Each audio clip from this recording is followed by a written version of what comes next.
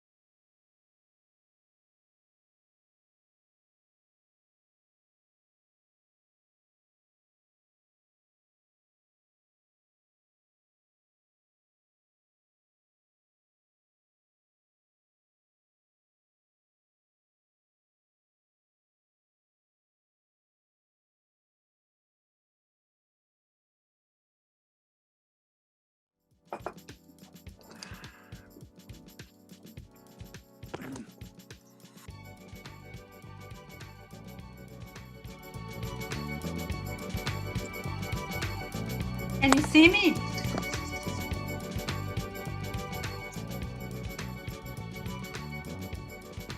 No, unfortunately not. I mean, I don't know what's going on. Honestly, never. I'm using Zoom every day. It's the first time. It's a bit strange here, you know. I don't know what to do, honestly. It doesn't work in a laptop, and I'm with my iPad, so it's the best I can get. So.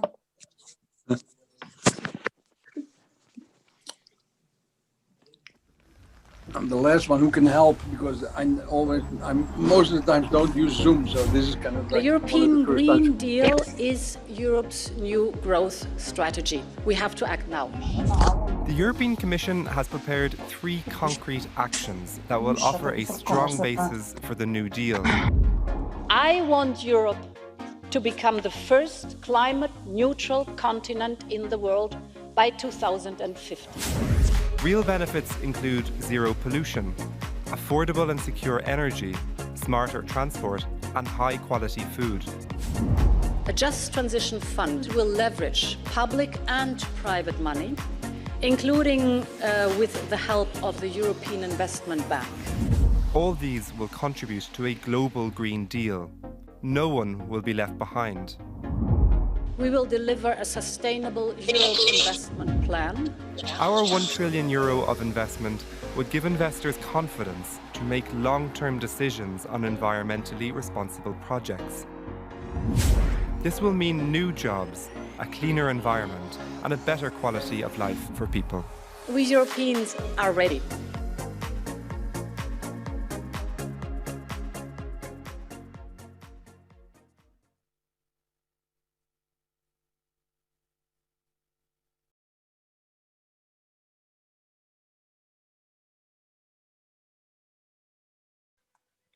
Dear colleagues, ladies and gentlemen, dear audience, good afternoon and welcome to the next session of the Russian European Climate Conference. Here we are going to discuss the prospects of renewables. My name is Alexey Khokhlov and I'm head of the power sector in the energy center of the Moscow School of Management, Skolkovo. I will be moderating this session and I'm happy to welcome our distinguished speakers. I invite us all to, well, briefly introduce the agenda and welcome our dazzling panel of speakers. Joining us for this session are members of, well, in fact, shall I say, all the key stakeholders of this process. We have representatives for both Russia and Europe, public and private sector alike. I do hope this will enable us to discuss all the issues in our agenda and, address them from various perspectives. We have with us, for example, Paula Abreu with the DG ENER. Hello, Paula. Also, we have Valery Seleznev, who is the first deputy chairman of the State Duma Committee on the Power Sector. Next, we have Oleg Barkin, who is deputy chairman of the Market Council, non-profit or non-commercial organization. Also, we have Grégoire Dallemagne, the general manager, CEO of Luminous, which is a subsidiary of EDF. Also, Alisher Kalanov, head of the investment division of Rosnana. Roland Durek, CEO of RDR Consultancy BV. Mikhail Molchanov, general director of Solar Systems. Hello, Mikhail. Emin Askerev, CEO of Renewable. And Renewable is part of Rosatom. Hello, Emin. Paul Loches, who is the chairman and CEO of Windlife Kola-Vetra. Hello, Paul.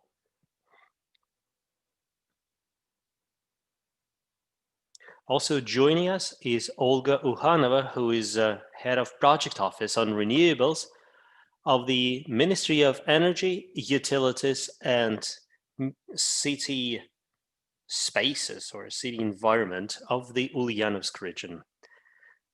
Good afternoon, dear colleagues. I'm hopeful that we are going to enjoy a very productive and interesting discussion of a range of matters that soon, I guess, will be deemed, the classical challenges for this country. That is renewables.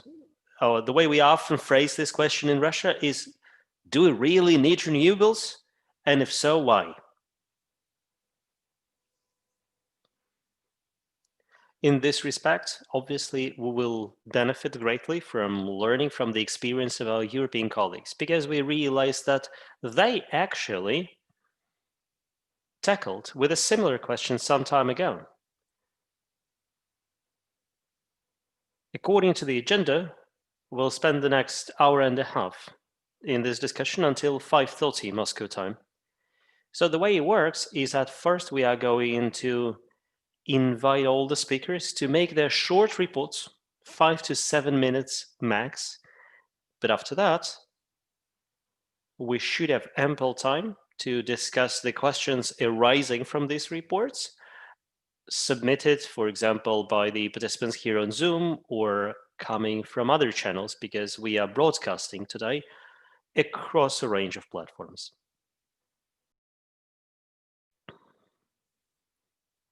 Well, since this particular session is part of the climate conference,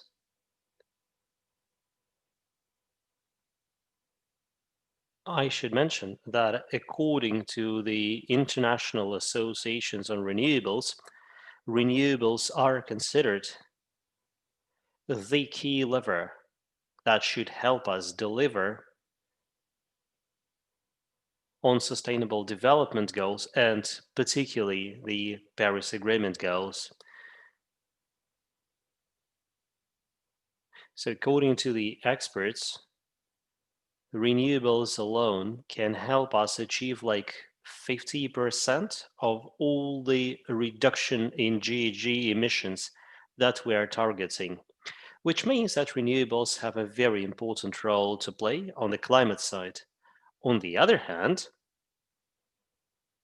renewables, which we previously used to call alternative energy sources, For some countries are no longer an alternative.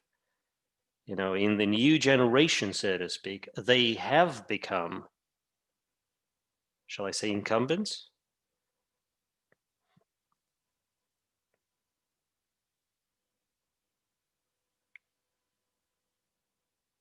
I guess it's about 1/3 of all new capacity coming online over the previous 3 years has been coming in the form of wind power and solar power, and investments like this have already attracted over $1 trillion in investment. So I believe that in the following 15 years or so, it is this kind of capacity expansion that is going to attract most of the power sector funding. We're also seeing numerous countries, including countries in Europe, announcing very ambitious targets for the role that renewables should play in the fuel mix of individual countries.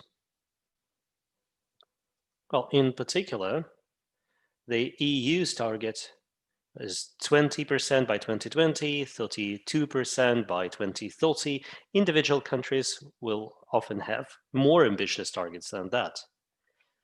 I guess it is well known that in this country in particular, support of renewables is considered one of national priorities. For example, there is a particular program targeting support of the new renewables construction up to 5 gigawatts of new installed capacity to be built by 2025, primarily through the so-called DPM type of contracts or capacity expansion contracts. So it might seem that Russia is doing a lot, but often people say it's not sufficient and possibly we need to look for alternative ways of getting there. I hope we will be able to cover all this and many other issues in this discussion.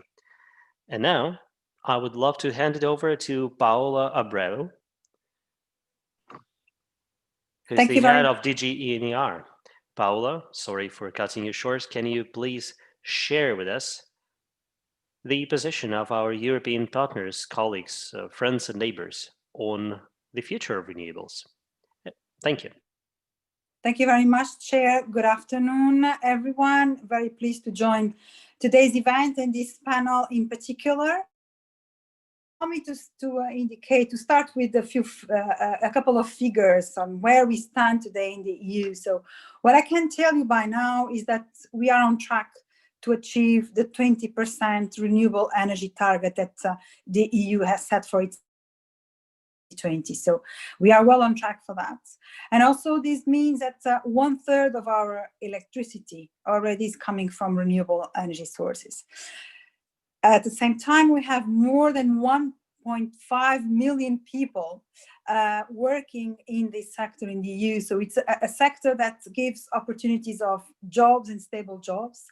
And the sector also is generating an important annual turnover of around 160 billion euros.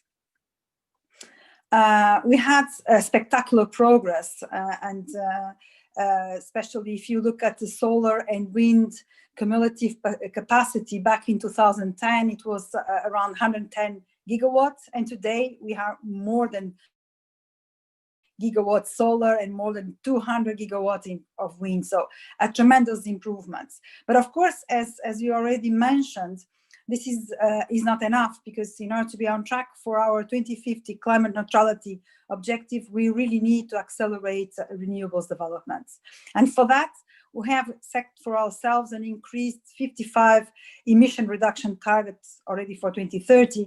And this translates into a 38 to 40% renewable energy share by 2030. So it's significantly higher than the 32 target that we have set for the EU for 2030.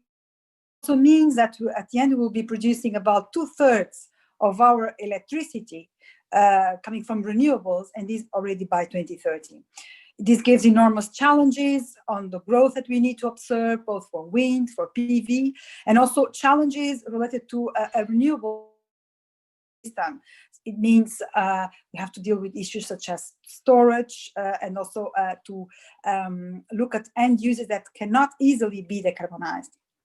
And also to deliver on this, we have kickstarted a reviewing all our legislation, and we will present next year a set of proposals to revise the aspects that are necessary. Perhaps allow me to profit the time that I still have in my speaking to share some good practices that we came up with in the EU. First of all, renewables are increasingly able to compete on the markets. And one of the key factors of the renewables progress has been the decline in the cost of electricity from solar and also from wind. And this has been driven by, firstly, the capital cost reduction. And for this, the policy, we need the policy to investors and also for developers, up clear rules, targets, calendars of auctions, credible regulator, a single buyer, and also it is essential to avoid changing rules very abruptly, and also absolutely avoid retroactivity, no retroactivity, if you want really to have capital cost reductions. The second thing that's necessary is technology in this industry progress.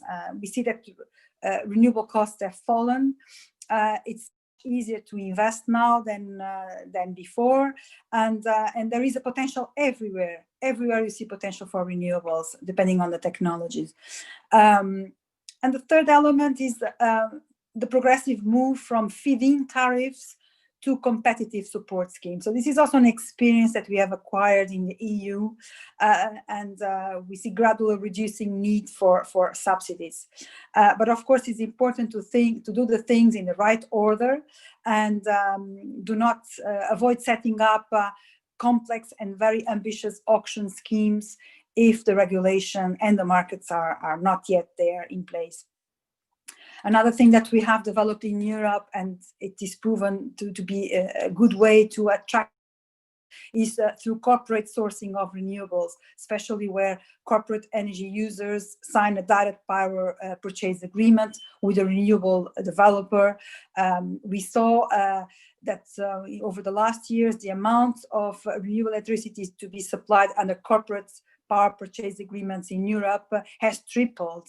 And we have, in our legislation, introduced an explicit requirement now for EU member states to set up policies to support renewable power purchase agreements. This is an area that I think has still a lot to offer. And finally, COVID. I would like to end my intervention on this, but it's definite that it has negatively impacted our economies, including renewable projects. But it also has shown the positive side of it, that we are already able to operate with very high shares of variable renewables. We have seen examples in Germany or Spain or across Europe with very high shares of renewable electricity into the system, and it has worked. I will stop here and be happy to participate then in the debate. Thank you very much for your attention. Thank you very much, Paula. Well, the numbers you have shared are quite impressive. So as long as we're still connected, let me ask you something. 40%, that's a lot. I understand that, energy balances or fuel mixes of individual countries will contain even higher numbers. Do you think there will be some major difficulties with integration of these special sources that depend so much on weather or sun activity in the grids, in the energy power systems? Yeah, what we have understood by now is that in order to be able to integrate more renewables into our energy system, we need to see the system from a different angle, what we call to have an energy system integration approach, whereby you are, first of all, exhausting all possibilities for energy the best energy you can have, the one that you save. Also ensuring that nothing is wasted, ensuring the circularity of energy, in the sense that you could, for instance, use waste heat from data centers and inject that in our district heating. That's an example. Secondly, more electrification, and electrification based on renewables. And third, for uses that you cannot electrify or that is extremely expensive and technically challenging to electrify, to use renewable and other low carbon fuels. And here you find the linkage to hydrogen, for instance, that has a lot of most notably to provide the flexibility also for the system to absorb more renewables for the storage. So higher shares of renewables, the experience we have in Europe, including this year with this tremendous impact on our economy, that the system high shares of renewable electricity. But of course, going further, going higher, we will need to address issues on flexibility and here an integrated system approach, storage solutions are really necessary.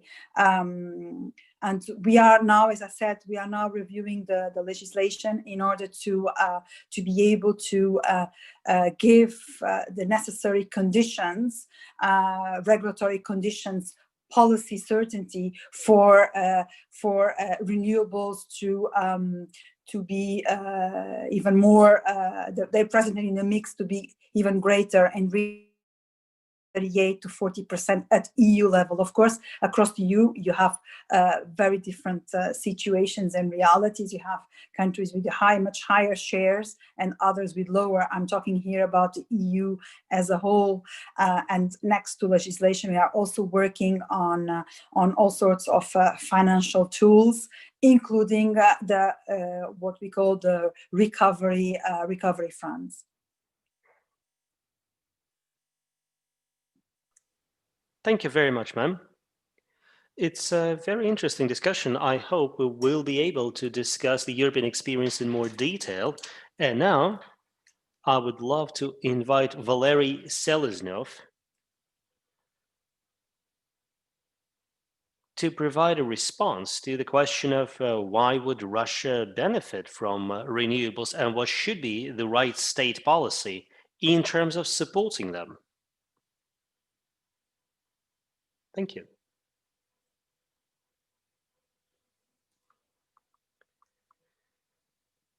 Good afternoon, dear participants of this esteemed conference.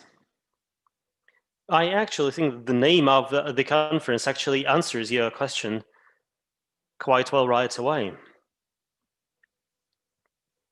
The changes required on the climate dimension, so to speak, are inextricably linked to energy transition. And energy transition itself is inextricably linked to renewables. There is no other way, there is no going about it, regardless of how you feel about it. Let's just look at the numbers we have. There is this forecast that by 2050, humankind will need to generate 4 times more electricity compared to what we have today. And the installed capacity of the global power system will exceed what we have today by a factor of 6. Well, that may sound like a lot. And hydrogen will actually play an important role, and hydrogen has been mentioned by Ms. Paula Abreu. It will play a very important role in decarbonization. We hope that green hydrogen will account for like 1/4, or roughly this means 800 million tons of notional fuel. Experts believe that it will require some like 36,000 kilowatt hours per year, which is roughly 40% more than the total current output of the world which means that we need to start working now in order to be able to provide all this electricity in the future. What we are seeing in Russia today is this argument about feasibility of renewables that you have already mentioned.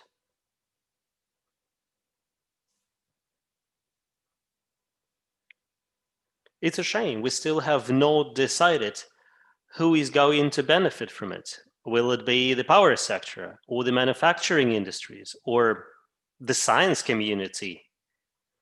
But actually, I'm certain that if we stop this lobbying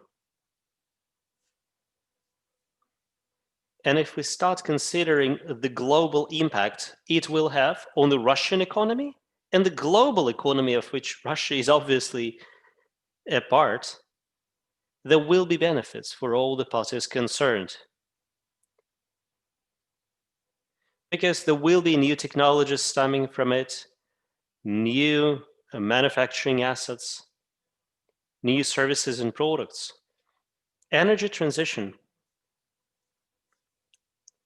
is not a nice to have.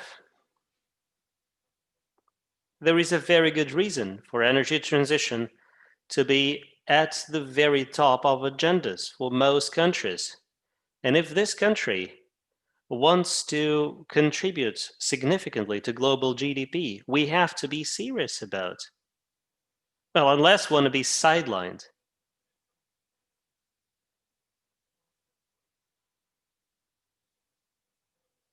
Well, there is this argument now between the Ministry of Energy, which says that, well, we can extend the current contracts for renewables, the DPM contracts, for another 10 years, because currently they will expire in 2024.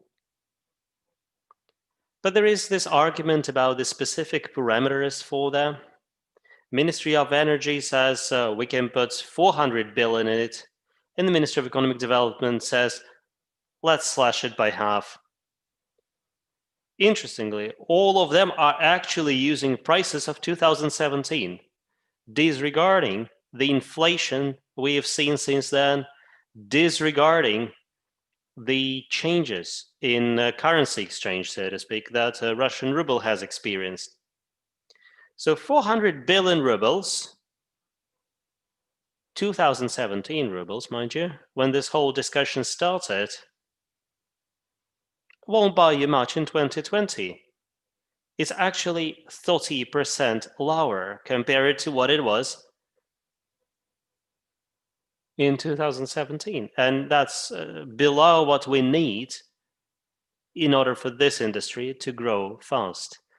I think we should actually stop this discussion about potential sequestration of such programs.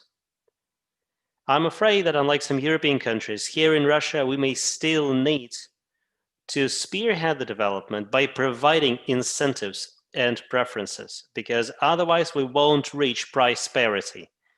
The sooner we realize it, the sooner we realize that it's only after reaching price parity that we shall be able to usher in competitive and free development of this industry, the better for the country. I realize we need to reserve some time for discussion, so let me call it for now. Thank you very much, Valery, for this comment. I think that you have articulated your position very, very clearly, and I do hope that just like our European colleagues, sometime soon, we should be able to say, you know what, 5 or 7 or 10 years ago, we only had 100 gigawatts of solar and wind energy, but now we've made great progress. Currently, even these figures sound colossal. I think it's only natural for me to bridge your report to the next one, to be delivered by Oleg Barkin. Oleg, the Market Council, of which you are the deputy chairman, does regular market analysis and You publish your own forecasts on a regular basis, and you compare solar and wind electricity prices to prices delivered by other power plants, and you have your own estimates of when price parity can happen in Russia. So let it be my first question, and my second question is as follows. Now imagine that Russia is a state and all the stakeholders, including consumers and regulators and generators and everybody else,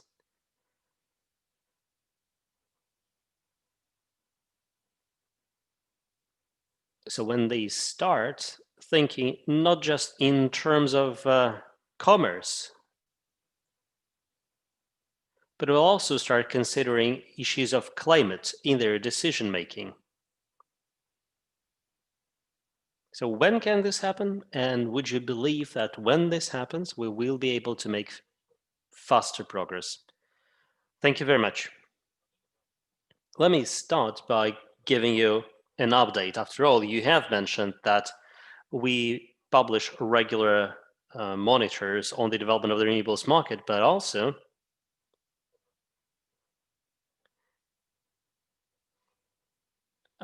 we also review the actual contribution, physical terms, so to speak, of the renewables sector. So another 190, in fact, 192 megawatts and 192 megawatts of wind power were added this year, and 45 megawatts of small hydro were also added to the roster. No solar build this year, postponed until next year. I should probably mention here, on a positive note, that although the actual volumes are not really colossal,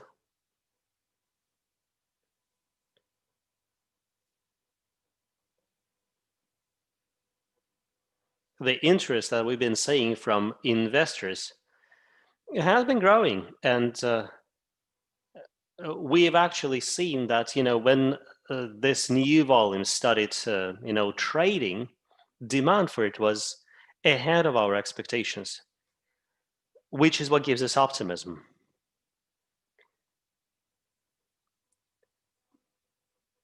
So I think I can actually have a virtual argument here with you, Alexey, and with Valery.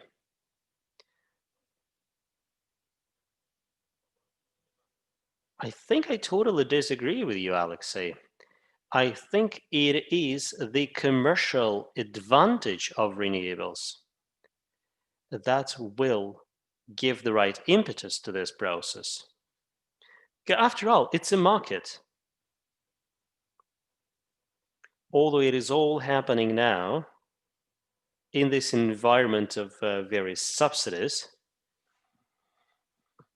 and yes, I understand that some people believe these subsidies are nothing to write home about, but we are seeing certain developments in this market, like micro retail is on the rise.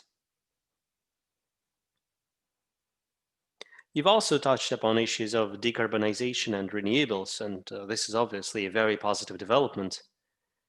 However, I think we have to remind ourselves that decarbonization is such a broad subject.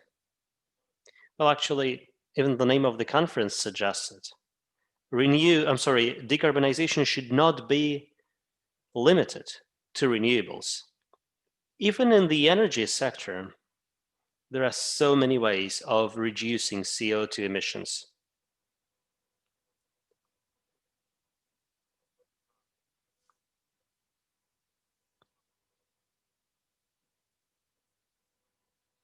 Well, in this country, we already have quite a large fleet of hydro, nuclear, gas-fired plants. Upgrading this often results in significant reduction of emissions. The volume of reduction you get from upgrading, say, a gas-fired, let alone a coal-fired plant, is quite comparable to what you would get from a renewables program.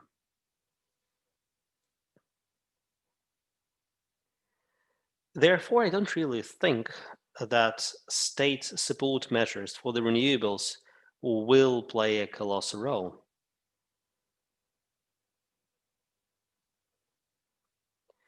Actually, I think it's 27% of all the output in this country is low carbon. Well, after all, we do have a lot of hydro. In any case, under the Paris Agreement, we need to reduce our emissions. And if we are serious about decarbonization, and as long as we don't believe in magic, I think we need to go for renewables while also pursuing other routes. I believe that the main potential of renewables in this particular climate should be primarily construed as part of the increase of power consumption. I understand it's difficult to consider increase in power consumption against the backdrop of an economic crisis ushered in by a pandemic. However, the growth of power consumption, looming growth of power consumption, is a given. It's not a matter of if, it's a matter of when. And I believe that new consumption is the most competitive niche for renewables. I think renewables have got very good chances of providing for being like the main provider of new power. Electric transport is one of the usual suspects here, but there are other areas as well, such as the IT industry, for example. I'll quite often say data centers or data processing installations tend to consume tons of energy. Actually, electric heating could be great news for some regions in this country where they're still using HC fuel for the same purpose. In the long term, production and exports of hydrogen also sound like an attractive business line. Also, renewables should be able to play a role, particularly for remote regions and remote settlements.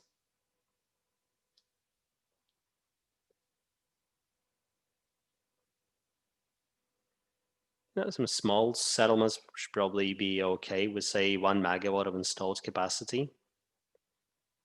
And I guess we can continue this discussion of the potential reductions we can have, say, from electrification as such, because there are still some unelectrified areas in this country.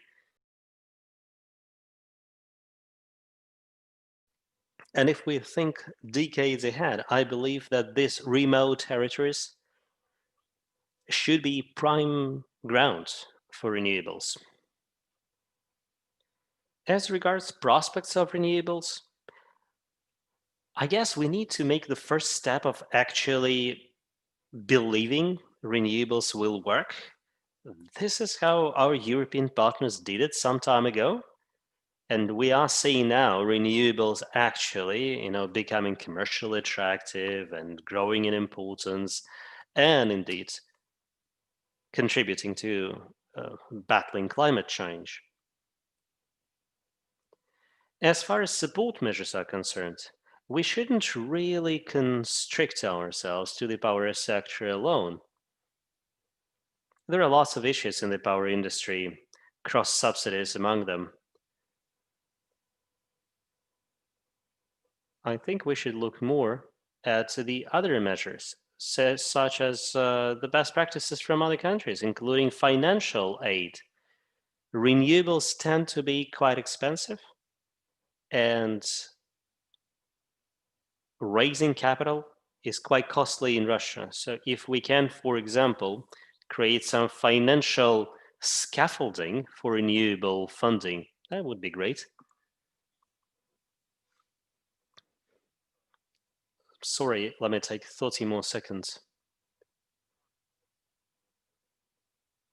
Now we specialize in this market, and we believe that a system for certification of power provenance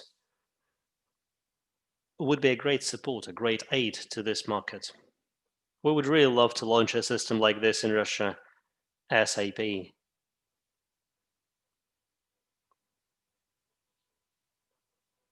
It's actually more than just a way of supporting the producers.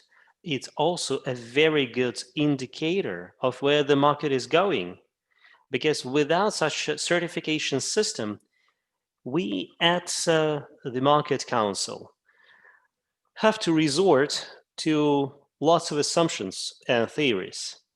And in terms of simply monitoring the market and making more predictable, making more precise forecasts, we would benefit greatly from having those certificates. Thank you very much, Oleg. As usual, you can be counted upon to provide a system-wide profound analysis. I understand that you must be a staunch supporter of market levers and market tools, the laissez-faire approach, shall I say. So you tend to believe, apparently, that not too many props or subsidies are required, that the market will do its job quite nicely. And in fact, as you said, according to, yesterday's monitoring of the actual sales of green energy, the market is developing. Let's go back to Europe and let's hand the floor over to the CEO of the company that is not just a believer in renewables. His company made a strategic bet on it. And also, this company works in the country that is a big believer in renewables. I'm obviously referring to Grégoire Dallemagne, the head of Luminous, which is part of EDF Group. So, Grégoire, what's the magic sauce of renewables? And if you can tell us the story of how your country and the European Union, took faith in renewables. Thank you. Thank you for the question and for inviting me in this seminar today. And obviously, we're all very concerned by the COVID crisis today, and obviously it caused a lot of sufferings. And I would say the entire world has deployed massive efforts to ensure solidarity to save many people's lives. Now, the climate crisis threatens, unfortunately, to create even more sufferings if our response is not at the level it requires, at the scale of the problem. And so in response, the EU unveiled, indeed, as you mentioned, the European Green Deal, a roadmap for Europe becoming the first CO2-neutral continent by 2050. And the Green Deal has raised the objective of reducing greenhouse gas emission with 55% by 2030. And we at Luminous and EDF, we support such target as a critical milestone to reach climate neutrality by 2030. And we even made it our sense of purpose at EDF and Luminous. And we worked a lot on it, and our sense of purpose is precisely to create an energy future that would be CO2 neutral, that would reconcile preservation of the planet, well-being, and economic development, thanks to electricity, but also to energy efficiency services. So is it realistic? Well, we believe so, otherwise we would not have chosen it as our sense of purpose. We believe the recipe towards carbon neutrality is threefold. The first is foster energy efficiency, so we need to reduce unnecessary consumption. The second one is to foster electrification, because it enables to reduce, energy consumption thanks to efficiency. But on top, it's the only energy that can be decarbonated at very large scale. And last but not least, foster the development of CO2-free energy. And today I will focus on renewable energies. So at Luminous, we have invested for the last 10 years massively in renewables, if I look and so our first business is to produce electricity and be a leader in renewable energy production. And you see a number of pictures on the screen, which represent what we do. And in the last 4 years, we have doubled our wind park, which is largely distributed at many of those are built at industrial customers. They consume the energy directly on the production premises. And so today we're on the way to reach 600 megawatt. Shortly, we've been doubling in the last 5 years, and we have a pipeline to double again in the coming years. Obviously, as you see on the picture, we do a lot of solar as well. And again, for all the companies where we install solar installation, very interesting because most of the time they consume it locally, and it helps them reduce, let's say, the energy they take from the network. So they auto-produce locally the energy. It lowers their energy bill, it lowers their CO2 emissions. And more, we see customers who ask us to accompany them towards a CO2 neutral future. And they ask us, what solution do you propose to help us reach CO2 neutrality? And we see it goes across the value chain. So if you have a major beer producer who commits to CO2 neutrality because they believe it's important for their positioning on the end user market, then it comes all the way down, all the way up in the value chain. So even the sand they use to produce the bottles, eventually they go to the sand producer and they say, I would like to have CO2-free sand, believe it or not. And then we engage into discussions with those elements of the value chain to also there install all sorts of renewable assets on site, think about green hydrogen to decarbonize some processes in the industry, for instance. So I would say the important thing to have in mind is that the cost of renewables is going down massively. And there's been economies of scale, there's been technological progress. So if we look at the cost of solar, it has almost been divided by 10 in 10 years. And the levelized cost of energy of wind has also decreased massively, which make them more and more, I would say, competitive. They still require support in Belgium in order to be developed. But compared to what it was, I would say 10 years ago, that support is really reduced to a very small portion of what it used to be. So I would say, obviously, we also work into all sorts of tools to adjust production and demand, because managing flexibility is of utmost importance when you have more and more renewable in the network.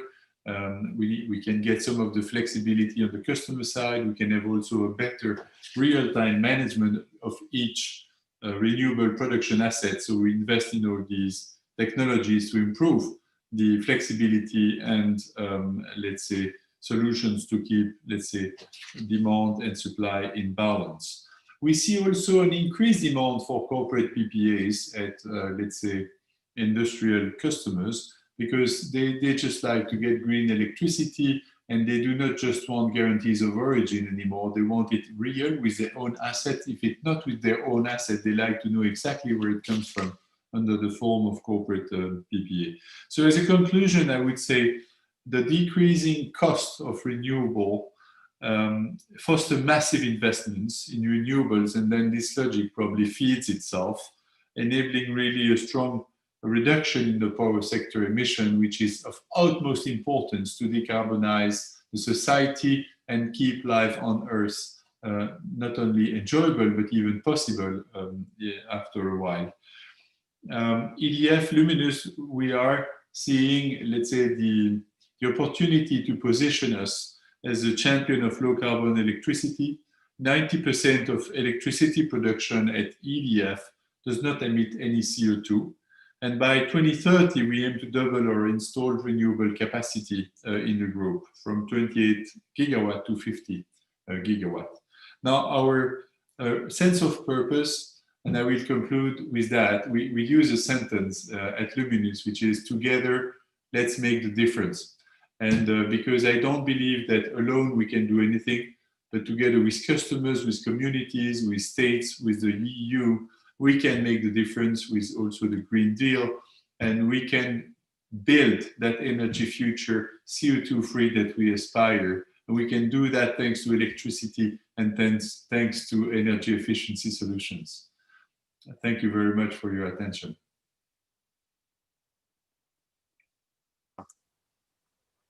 Thank you very much, Grégoire. Sure. And thank you very much for giving us this perspective, from the viewpoint of a particular company. Because sometimes, when we talk about renewables, we keep operating with numbers like gigawatts. But you reminded us that it's also about small consumers who are making their decisions in favor of renewables, like here and now. It's an important trend. It's an interesting trend. I hope we are going to return to it and check with the Russian participants if the same is happening in this country or not. But now I'd like to invite Alisher Kalanov, who is a member of Rosnano. And Rosnano, just like EDF and Luminous, is a believer in renewables. Actually, they became believers in renewables much earlier than many other companies in Russia. They started investing in renewables. They started making strategic bets on this industry quite a long time ago. So Alisher, what's your take? What do you see of interest in this market? Why do you promote them?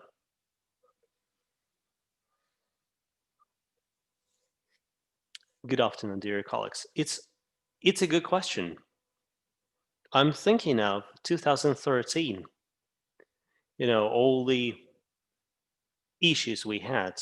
Back then in Russia, renewables was in its infancy. We had a bunch of small players. They were really enthusiasts. What we had was certainly not a professional community. And this market was so difficult to create. We try to combine it out of small fragments and pieces. Well, back then, the first companies that wanted to play a role in solar power sector were being formed. There was not a single player on the wind power side. And obviously, in order for a market to be functional, you need not just the downstream, upstream, you need downstream, you need consumers and so on. But what we have now is a market. We have a major infrastructural project that includes everything. We have 3 full functional generation sectors, that is solar, wind, and small hydro. In each of these segments, there are at least 3 serious players. When I say serious, I mean the investment they made and the business models they pursue, and many of them are actually relying on local manufacturing.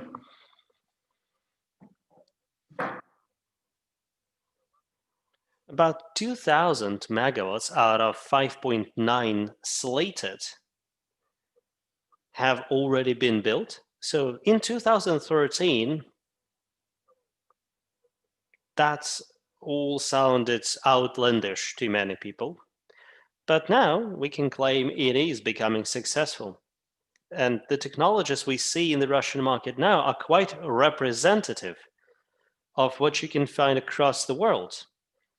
Take, for example, wind and solar power that I'm particularly interested in. In these 2 segments, we actually see all the technologies available: thin films, heterostructural transition, and monosilicon, polysilicon, and at the same time, big gen units, direct drive, non-direct drive, you name it. The full gamut, so to speak. So we are expecting a major leap in this industry.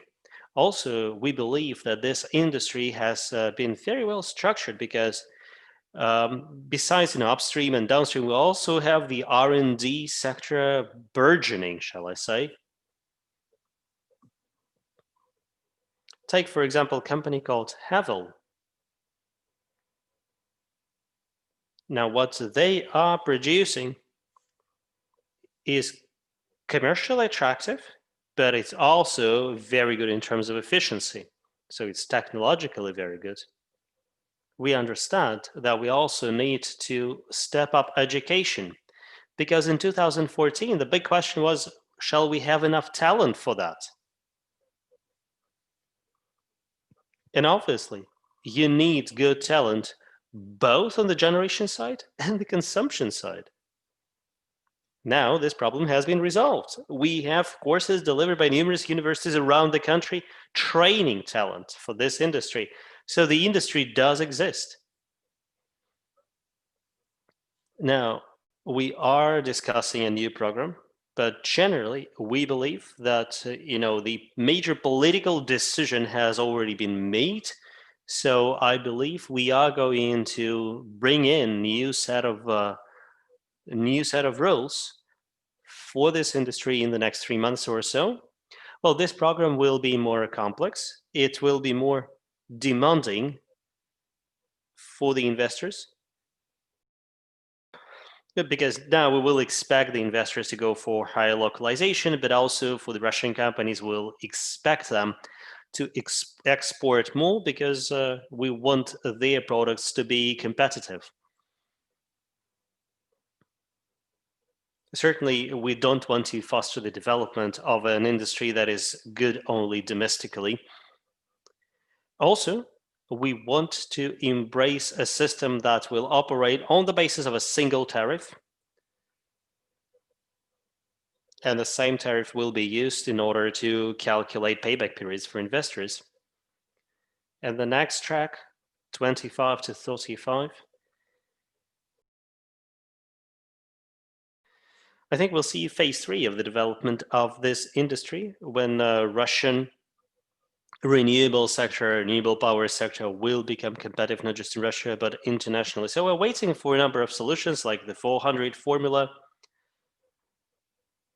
And it's the volumetric function. If there is no volume there in the market, this whole set of requirements obviously will implode, and then we may go back to a situation similar to what we had in 2013, which would be a sorry turn of events, not good for the investors, not good for the state. To give you an analogy, the hype and the commotion around renewables. Let me describe it with a car analogy. In 2013, the car of renewables power, it was there, but it was just sitting in place. In 2016, it started moving. By now, it has gathered momentum. And this momentum shows that this industry requires a more systemic approach. Until 2035, beyond this time horizon, you are talking here about challenges, and we read about these challenges every day because, the advancement of technologies and cross-border carbon regulations and taxation and the looming price parity.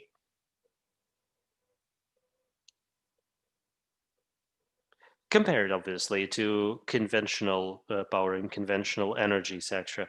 And the hydrogen challenge, which is a challenge, but on the other hand, it's also an opportunity for the Russian industry. As long as we can find the right business model, they are going to make this car much faster. I believe that the first stage of this program is coming to a close. After all, 2 gigawatts have been built. 2 gigawatts have been built. 5.9 will be completed by the end of, not sure which year it is, but in any case, we believe that there will be consistency in terms of the environment for the investors, for the operators until 2035. And the total volume of the first two programs will be around 15 gigawatts. So we're going to see retail and microgeneration blooming as well. And we understand that carbon-free agenda stimulates a number of players to develop their products and services that will cater to more consumers.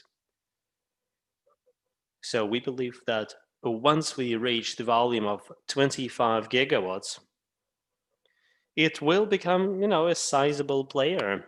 By this time, we'll have a number of adjacent industries able to supply it, and therefore it will be able to tackle new challenges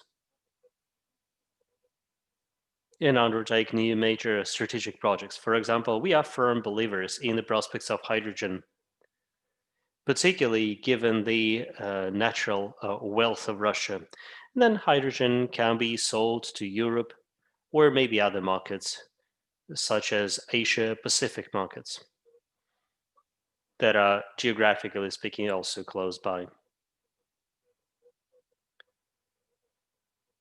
So there is this assessment that up to 2 million tons of hydrogen can be exported until 2035. And the color of this hydrogen can be only green, particularly by 2035. And we are talking about the assets required for that. Well, that will require at least 25 gigawatts of renewables capacity. So I do believe it's a new trend. And our participation in this project will help stimulate demand in Russia for, renewable solutions. So we are expecting progress in terms of, say, dimensions and types of generation units, onshore, offshore, you name it. So we are expecting some revolutionary changes on the technology side as well. And because of these changes, solar energy will also become quite competitive despite, the relatively low utilization rates.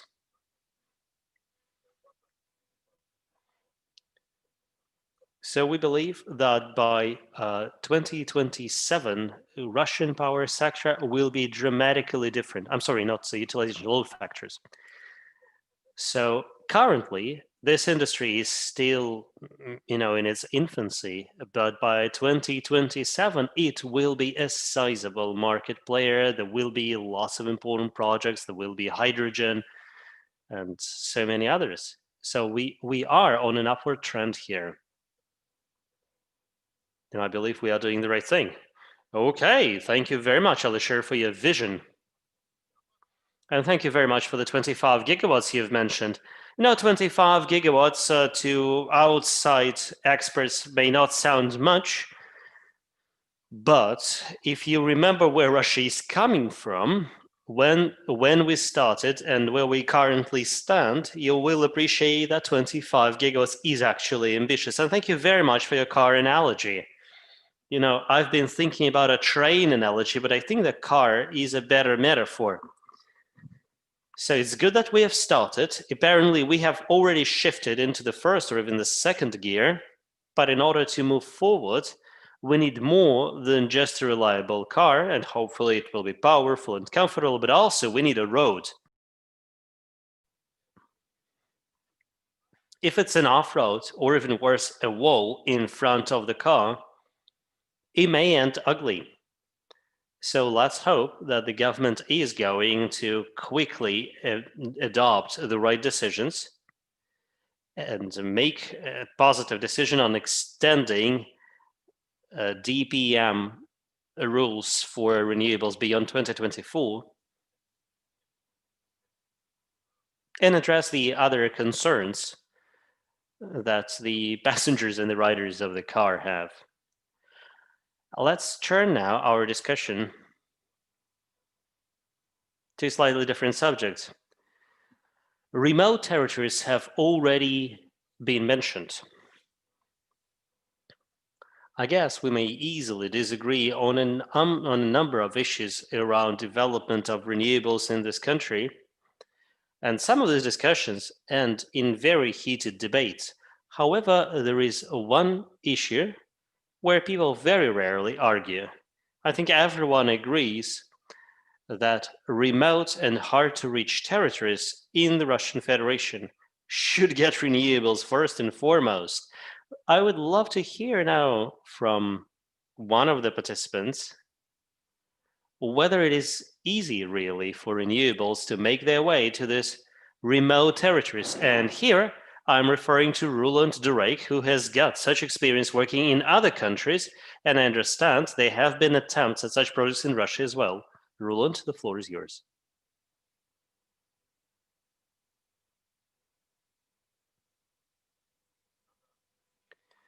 Sir, apparently your mic is off.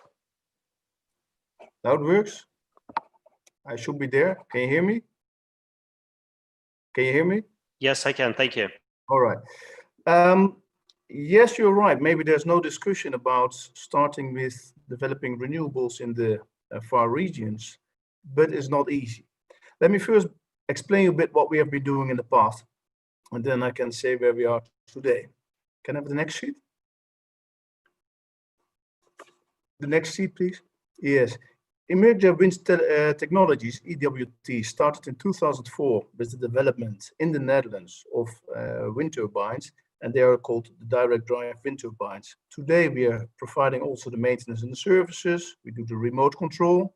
We provide turnkey solutions and the financial solutions, but everything is built around the direct drive wind turbine. The next sheet, please. Next sheet.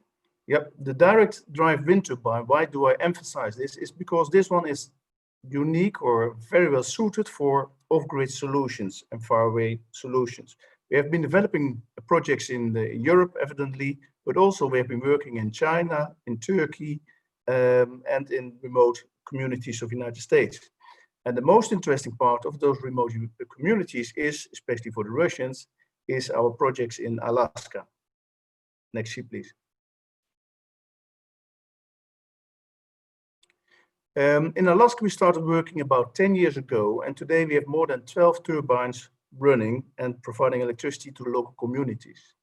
At first, it was a big step, but we overcame all kinds of technologies, of all kinds of technical problems you might have when working in the Arctic, but we managed to overcome them, and every year, the local communities are asking for new wind turbines, which we happily provide them.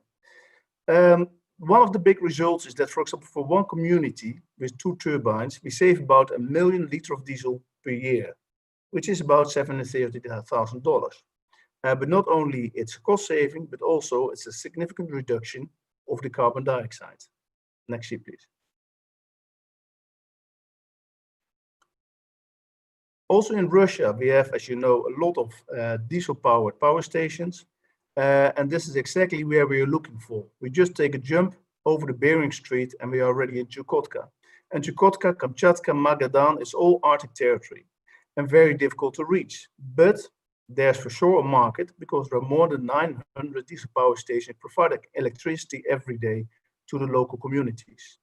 Next sheet, please.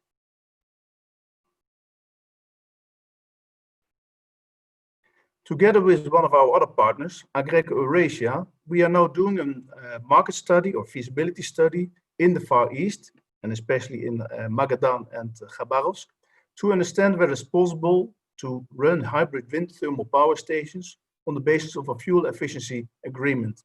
And a fuel efficiency agreement is in fact a power purchase agreement with the upside of the more you save, the more you earn. The project on the basis is that we make the big investment and the local electricity company, they simply pay for the electricity bill.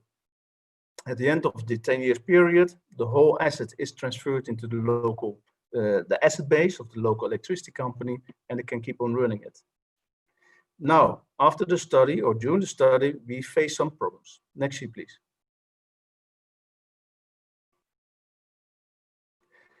One of the foremost things is the first steps is in fact the lack of information. For wind energy, it's very important to understand the wind conditions. there's no reliable information about wind conditions. And that would mean that you have to run a wind campaign. And a wind campaign in those regions is already quickly 50,000 to 100,000 euro. You have to run the wind campaign for 1 year to have reliable information. So even before you have set up your first project, you're already out of pocket about 100,000 euro, which is fairly expensive.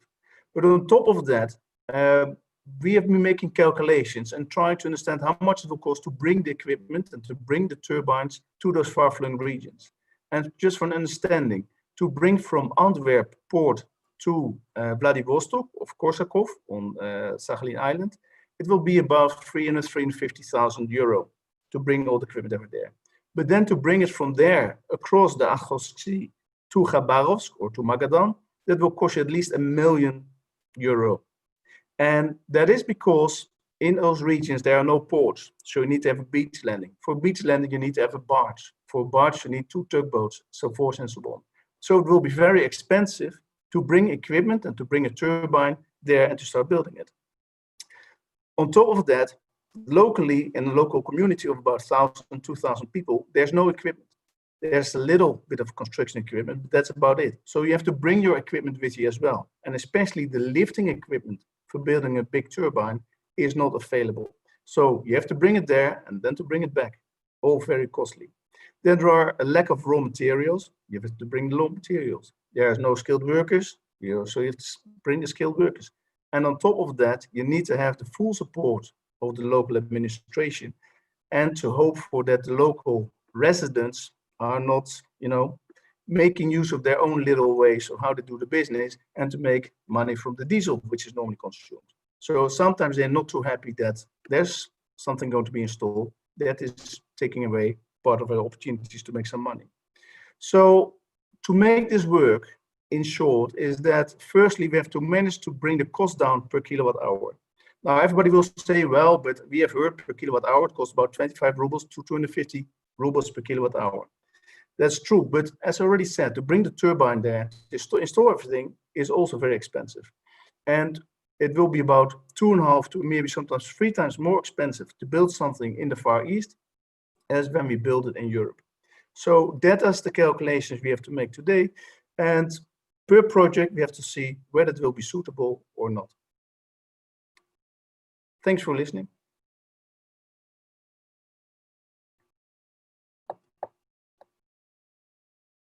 Well, thank you very much, Roland.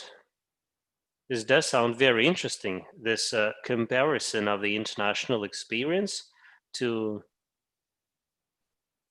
your attempted projects, I understand, in Russia. There is consensus already that hybrid energy systems using solar and wind energy and accumulators are going to replace the traditional diesel generators, particularly in the Russian Far East. And that's why Rushydro is already running several pilot projects of this kind.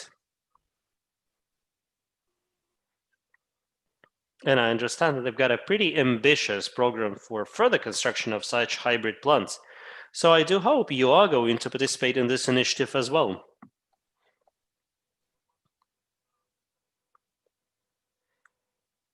Actually, I suggest that, you actually settle this on this side of the Bering Straits.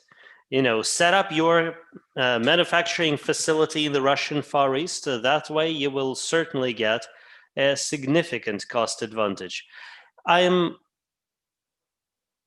I say something about I'm half kidding. I'm sorry. Can I say something about that?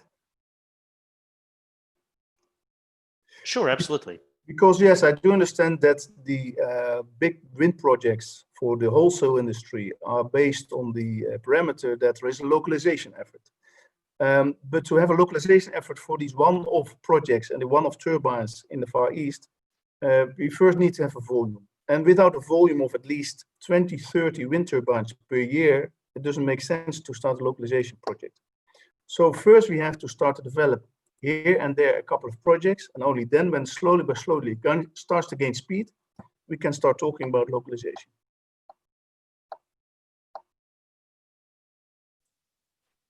Great. Sounds great. Thank you very much. Well, I'm wishing you success, and I'm wishing success to other companies that are trying to deploy similar projects, such as Rus Hydro, because obviously there is demand for that. There is no argument about it. But doing it is obviously the main challenge. And we do hope that there will be more installations like this that will provide better quality of life while also preserving the environment. And, helping us reduce diesel consumption. And if they also support the development of the local industry, even better. Well, we've heard it right now from an international expert who is so much associated with Russia now, but let me hand it over now to Mikhail Molchanov, who's the CEO of Solar Systems. And his company obviously plays an important role in the development of the solar power sector in Russia. So, Mikhail,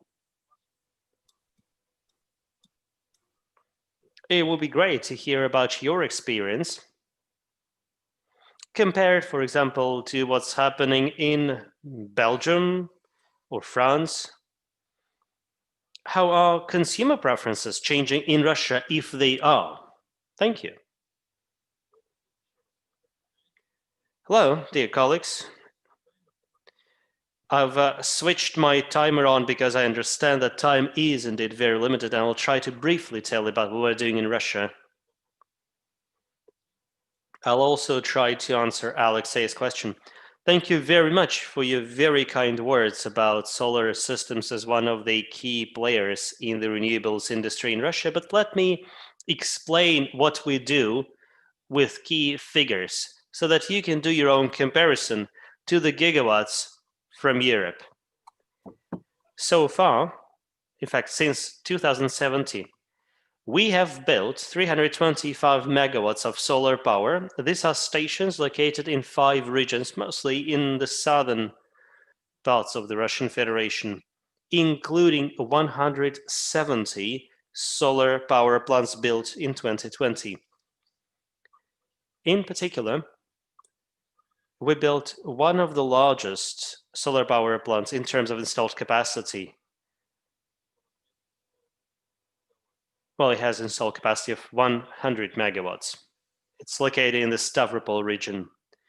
Obviously, we had to observe the localization requirements imposed by the Russian state.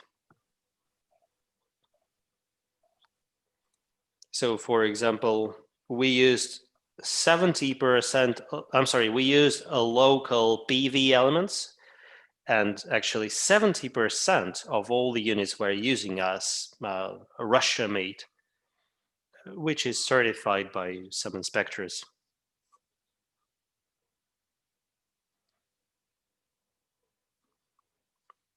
Naturally, the market today is such that we are effectively a burden on the consumers, because consumers often have to buy green energy on top of the regular energy they are buying. So we are getting support from the state, no doubt about that. Much has already been said today about various support measures currently being molded by the state.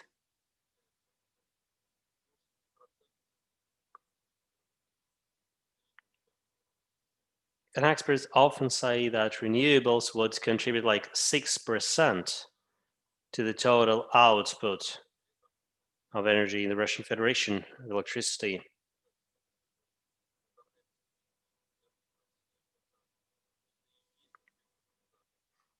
So naturally, I cannot claim that renewables in Russia equal decarbonization. The role we have to play on the decarbonization front is minuscule, but we try to think globally while acting locally. As regards Alexei's question about changing preferences of Russian consumers, let me say the following. We do know that consumers vote with their wallets, and therefore, reduction in prices achieving price parity with traditional Jankos is our most important objective.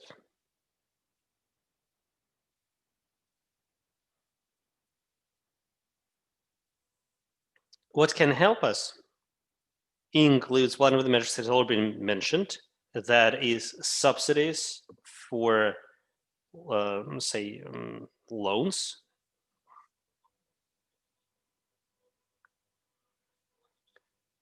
Also, if we apply new technologies, and there are lots and lots of technologies to choose from. In fact, most innovations in the power sector today happen in the solar power segment. So there should be ways of reducing the costs eventually. And our expectation from the government is that the government actually makes green certificates a legal reality so that we can start trading green energy. This will give us a competitive edge. We will also appreciate having certain, preferences, or rather we'll appreciate when the state provides a special preferential treatment to the consumers of green energy.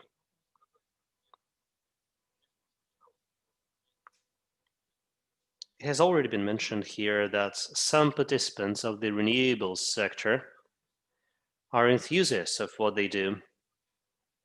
And I can assure you that there are equally passionate people among consumers. There are companies, for example, that have already volunteered to reduce their carbon footprint, and they are making this journey possible. They are trying to become environmentally neutral. They actually include the beer brewers mentioned today.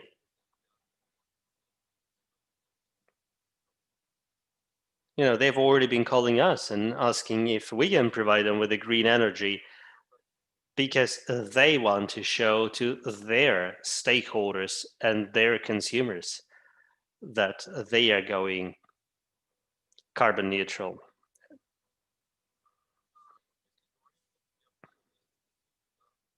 I gave you earlier several figures detailing what we built.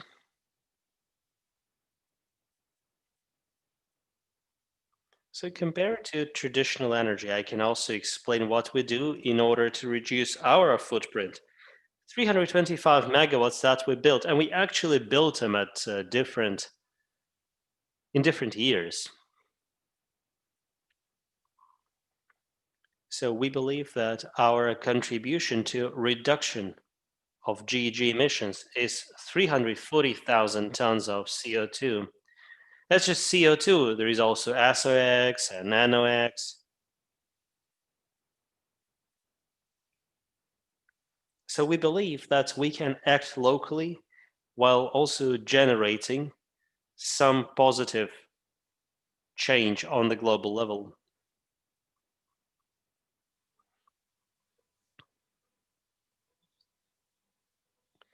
I actually believe that it's not just not just financial incentives required to shape new consumer behaviors.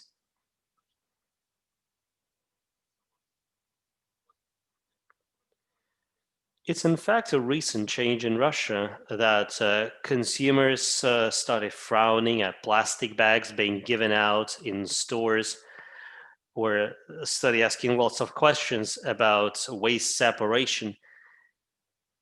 A lot also needs to be done by the state. The state needs to provide the right infrastructure.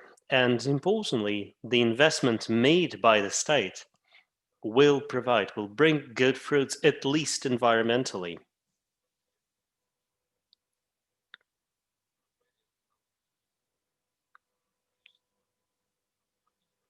The mayor's office in Moscow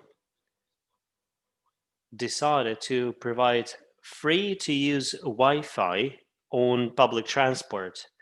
And also there are lots of sockets where you can charge your phone.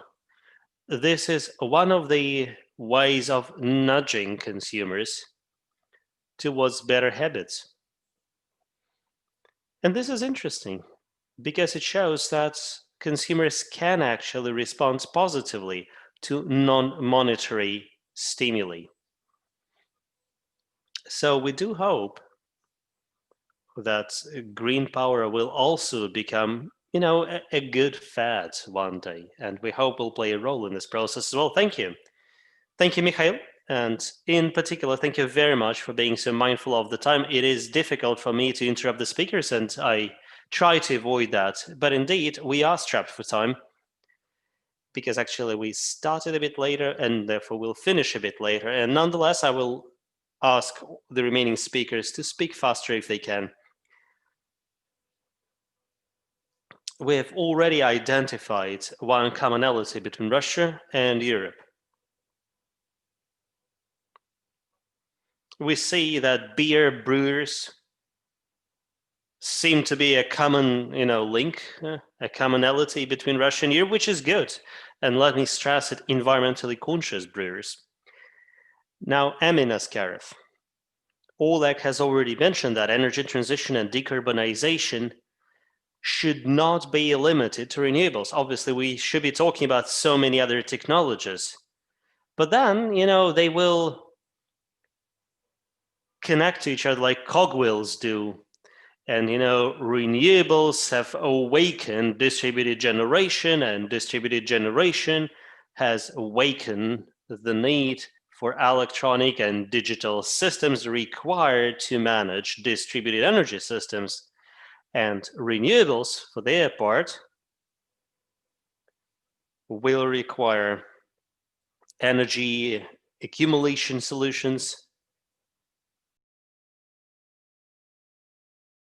And this is how a series of diverse technologies are propping each other up and are helping this market develop. So, Emin, do you think that renewables can become a driver for the development of energy accumulation and storage technologies?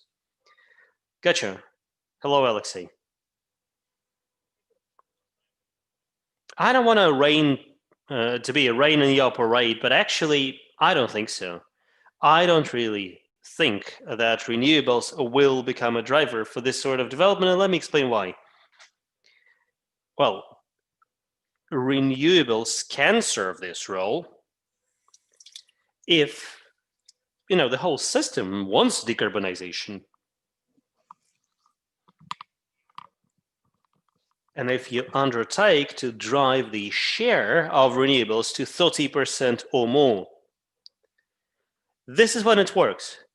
Alternatively, it will work if you have a hugely fragmented energy system, which is also not very reliable. But we don't have either the first or the second. We actually have neither in this country. So even with the new package, I don't really expect this country to see a significant share of renewables. Like in certain areas, that may work. But, my company is doing energy accumulation, energy storage. I believe there are only two drivers for this market in this country. The first one is public electric transit systems or transport. And many cities are getting very serious about it. And the second one is industrial consumers. It may sound weird, but industrial consumers make purely commercial decisions often. They just decide that they want to cut their electricity bills. Well, given the way that this power market works, they actually have to pay extra. They're not just buying for the electricity, not just paying for the electricity they are consuming, but there is still some cross-subsidization involved. So I don't think that the cogwheels have connected in this country. They've only connected in isolated territories, but isolated territories do not have the volume.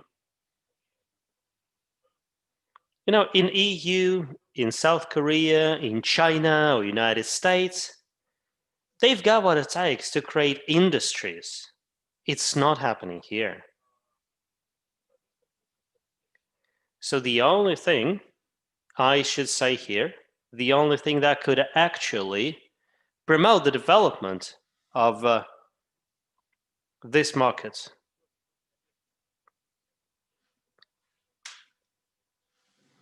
is introduction of the so-called technology neutral competitions.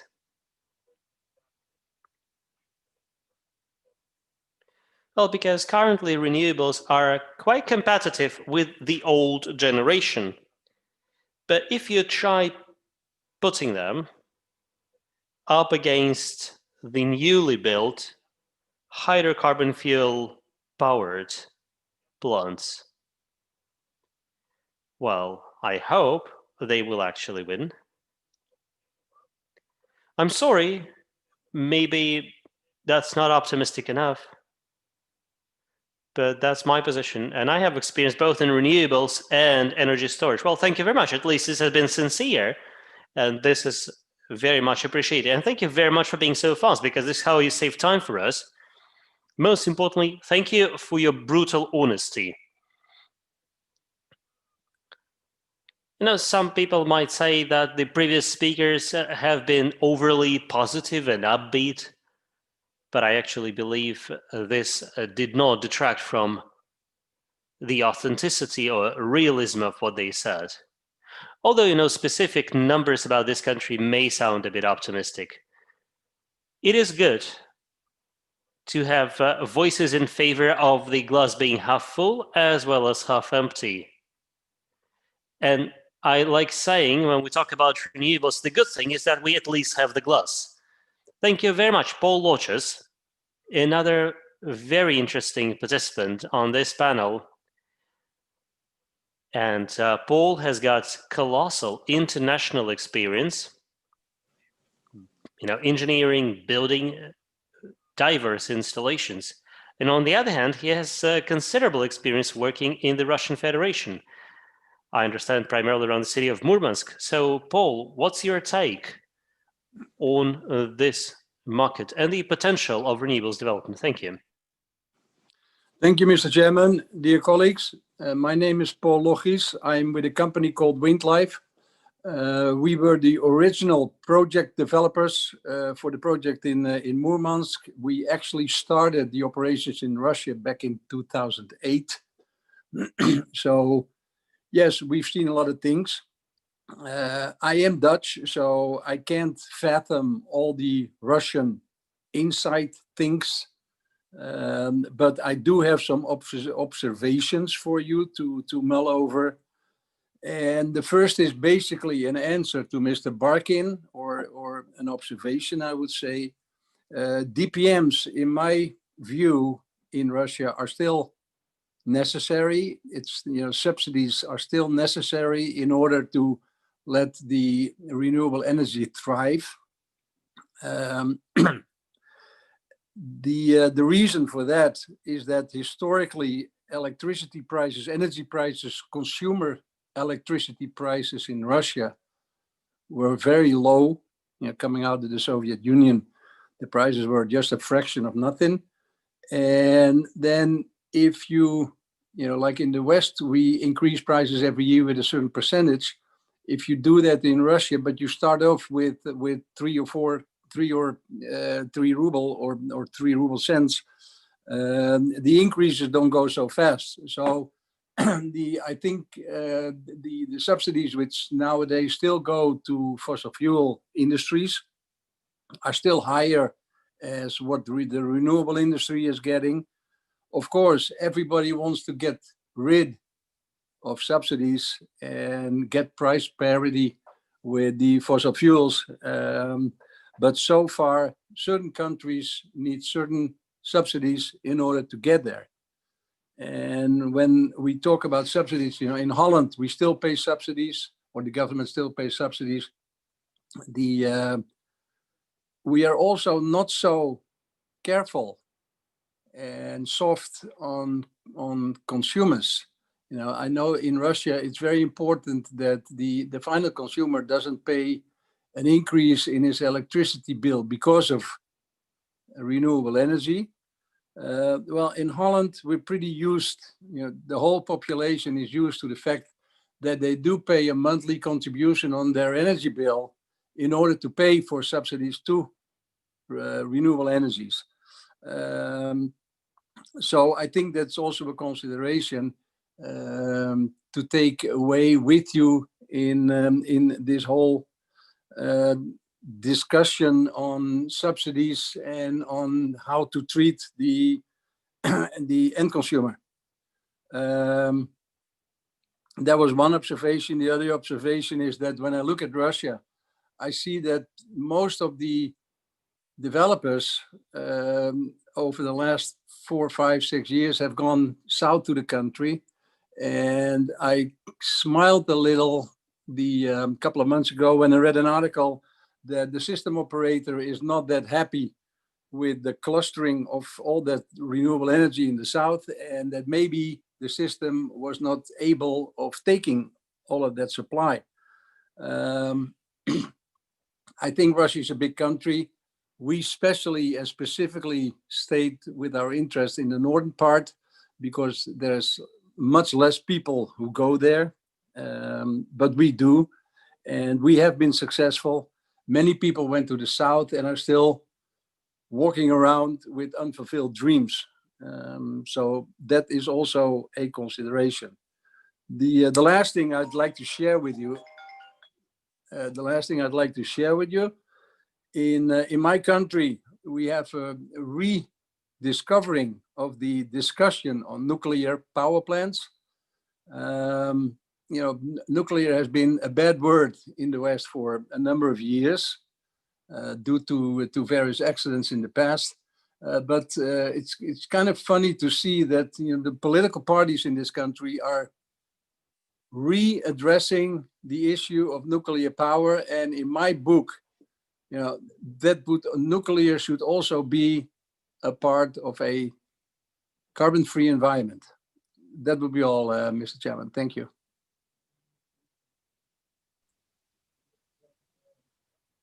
Oh, thank you very much, Paul. Thank you for your interesting comments, and thank you for your love for the Russian North. I realize this could indeed be a very good region for your projects. Yes. After all, the system operator,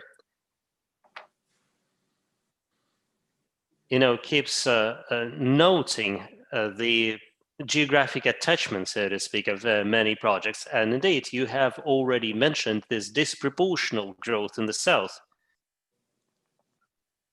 I mean, it is funny across the board of the whole country. We're talking about like a 1% increase, but at a local level, what is happening in the southern part of the country is a noticeable change. Yes. So I guess we may live to see a day when the system operator or the regulators will start favoring projects in the north, and, you know, will start creating incentives for them. Mm-hmm. Yes. You know, as we continue expanding the overall grid and the share that renewables play in it. So I do believe that Russian North is a good territory for renewables. But let's go back to the center of the country, the Ulyanovsk region, and the series of our reports will be completed by Olga Ukhanova. It is quite natural for us to hear from her because Ulyanovsk region is one of the pioneering regions that actually made quite important steps towards welcoming new wind farms, and they actually attracted, welcomed certain manufacturing players, and the first sizable wind farm was indeed established there. So Olga, could you please explain why you want that? What is the interest of the regional authorities? And what is the ask from the local population? Thank you. Добрый день, Алексей. Добрый день, коллеги. Hello, Alexey. Hello, dear colleagues. Я бы хотела подхватить, наверное, ту дискуссию, которую... Olga, unfortunately, we cannot hear you. Your mic is on, but apparently you need to switch to the Russian interpretation channel. Давайте попробуем так. Let's try this. If you can please press the globe-shaped button and Да, select теперь the Russian channel. Can you hear me now? Yeah, I think that if you Тогда select the right постараюсь очень channel, быстро, чтобы I'll try to be оставить very время для fast дискуссии. so Я that думаю, there что is это still будет some time left for a discussion. Да, Still, we поэтому, cannot hear you, да, by the отвечая в way. логике, наверное, мотивации разных участников рынка, и хорошо, что в панели собраны It is действительно so good that we have such a good panel here. Unfortunately, Olga's sound does not come through. You know what? Let's have one fast round now. And then probably we'll reconnect to Olga. It's a shame that in a panel like this, you know, we don't get to exchange opinions too much, although some of the participants have been able, some of the panels have been able to send postcards to each other. So, I understand that some of you have already voiced your opinions. And still, let's fantasize together. Imagine it's 2040 outside. What will be the share of renewables in the energy mix of the Russian Federation? Microgeneration, wholesale, retail, distributed, remote territories. We have heard about the objectives that our Western colleagues have, but what do you think about this country by 2040? Let's ask the Russians first. Valery?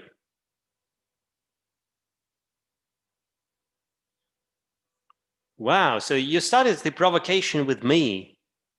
What can we do? I have two numbers. Both are actually optimistic. By 2040, I'm expecting some like 15%, although I want some like 40%. But let me clarify something. A question I have for clarification may help others as well. What's your definition of renewables? Okay, thank you very much for your question. Naturally, I meant the definitions used by your European colleagues. That's wind, solar, small hydro. So large hydro and nuclear are not included in the definition. Okay, so small hydro, wind and solar are exactly the definition I use. So 15% is my expectation. Well, 15% is quite good. I actually find it quite ambitious. Thank you very much. Well, if we have the political will, I guess we will have the political will for that in around 2030. And then it will take us about 10 years to get to that level. Yeah, right. You got a point here. It's a global trend. You know, none of the analysts around the globe were able to predict the actual growth. The actual growth happened faster than expected. So, Oleg Barkin, what's your forecast? Well, first, I will agree with Valery, but there is one condition. We will have 15% if overall consumption of electricity in this country reaches at least 300 gigawatts. Then about 50 out of 300 will be contributed by renewables. And I actually see it as an optimistic scenario. If consumption doesn't grow that far, and I believe it's important for us to support this growth. Now we won't have 15%. I actually believe that most of the new installations will be renewables. You see that I'm using installed capacity numbers here. You can easily calculate it into output terms, but using gigawatts is simply easier. So if consumption is not going to grow that radically, this will be pretty pessimistic, not just for renewables, for the whole economy, right?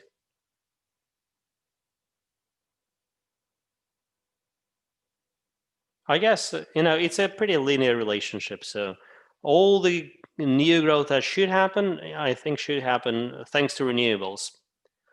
Okay, thank you. Alisher Kalanov. I will be more optimistic, I believe. The range is 15 to 20%.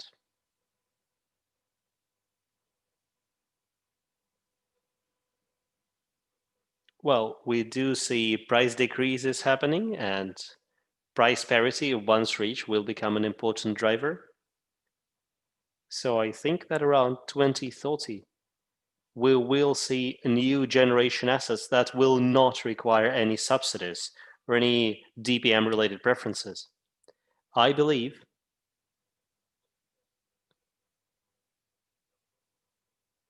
that cross-border carbon tax will also play an important role.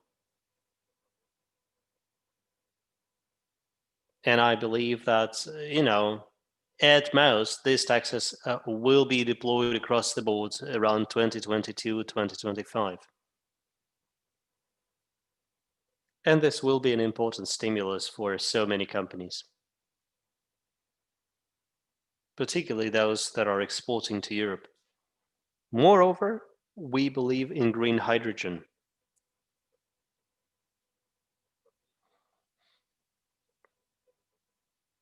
And if we actually believe that the strategy we have for hydrogen will be implemented, well, that will require so much new generation. Mikhail? Yeah, I'm also more comfortable giving a range because there are so many ifs and so many assumptions here. So I'm thinking more about a range of 10 to 15%. And it will primarily depend on the change in technologies, evolution of technologies, but also the change in the global economy. And indeed, political will has got a role to play as well. So 15 is my optimistic expectation by 2040, and 10% is more realistic, I guess. Emin, would you like to say something more on the pessimistic or realistic side? 10% by 2040, no more than that. We got to be very lucky. But by 2050, it can easily be 40%. Okay, thank you. If we have time, I can actually explain. Oh, right, so a realist is an optimist, but over a longer term. Gotcha. Okay, let's turn now to our international experts and partners. Roland, you do have experience working in the Russian Federation. So what's your expectation by 2040? Your mic, please. Roland, your mic is off. This is better. Thank you very much, Alexey. I'm not so optimistic. Everything will depend on the cost per kilowatt hour. Currently, in the center of Russia, the costs are far too low. You cannot build a wind turbine in the proximity of Moscow to be competitive with the local production. So there's no industry going to build a wind turbine next to the building to get the electricity from it, even not when they can start feeding into the regular grid, because it's too expensive for them. So there needs to be either some kind of support, or the regular electricity bill has to go up. So there is a complete mechanism, and as Paul already said, as a foreigner, it's quite difficult for me to understand all the mechanisms which are in place today in Russia, but that has to change. Otherwise, the development will be very, very slow. Also, what I mentioned earlier in the Far East and the North, the costs are very high for starting building their wind turbines and RES. So the biggest gain there could be to start to step away from diesel-powered power stations to gas. And that would already be, and earlier today it was already mentioned to this forum, that would already be a huge step for the reduction of the carbon dioxide. RES in general, everything starts with the government who has to support it and the people who have to support it, and then you will be able to get there. But whether 2040 will be a big result, I'm not so sure about.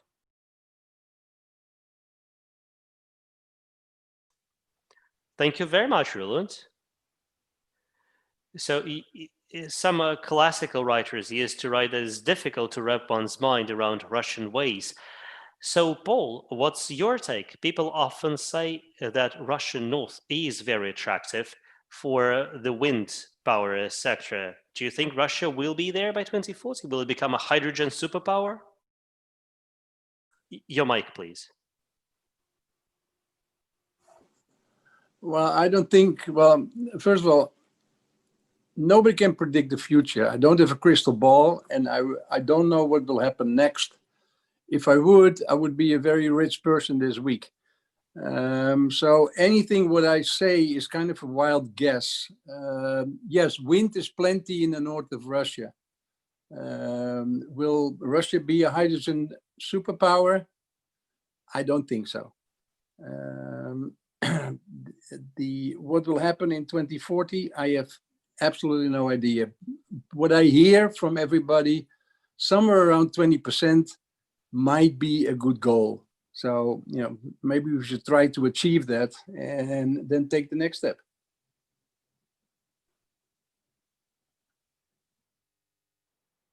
Thank you very much, Grégoire. And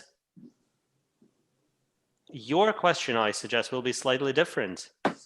Do you think there will be a time when Russia will overtake Europe in terms of the contribution of renewables to the energy output? Thank you. A very futuristic question, I know. That's a good question. I wish Russia would, let's say, maximize the carbon-free electricity generation, and probably nuclear is also a part of the mix. So as to the part of renewable, I hope Russia will use the maximum potential offered by renewable. I believe it is very important in order to keep attracting companies to establish themselves in Russia, because in my view, they will seek for renewable power also to, let's say, greenify their sourcing. I expect the cost of renewable will continue to decrease, but will it overtake Europe? I would. It's a difficult question. I would say if it would come to par, that would be great.